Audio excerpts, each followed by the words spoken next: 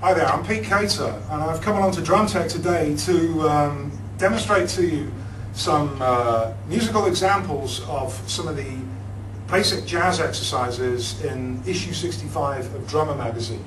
Now, the first thing I'm going to talk to you about is the Swung 8th feel jazz ride cymbal pattern. And I'm sure everybody among you, you've heard this done countless times by all kinds of players. And I'm just going to play a little of it for you now with the 2/4 on the hi-hat, and I'm just going to tell you a little bit about how I approach playing this ride pattern. A couple of things that you can look out for that will make it really easy for you to do yourself. Okay, here we go. I'm going to do it at a nice steady tempo, about 1, 2, 1, 2, 3, 4.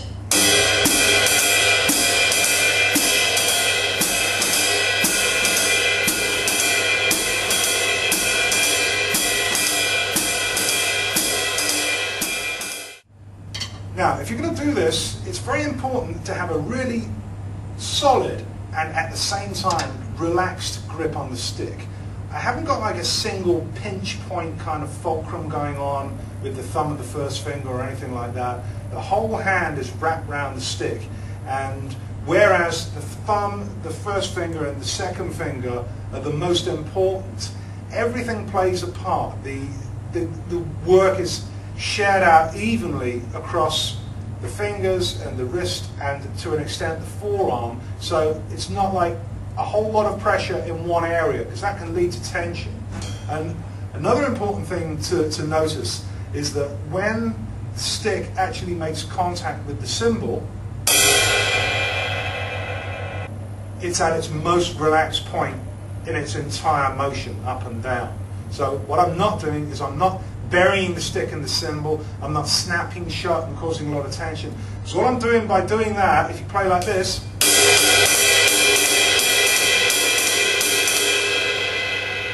that approach gives you two things. It gives you a really harsh and very rigid kind of tone from the cymbal, and not only that, it also makes the work a lot harder because you're actually stopping the motion of the stick during its travel. So on contact with the cymbal, let the stick be really relaxed.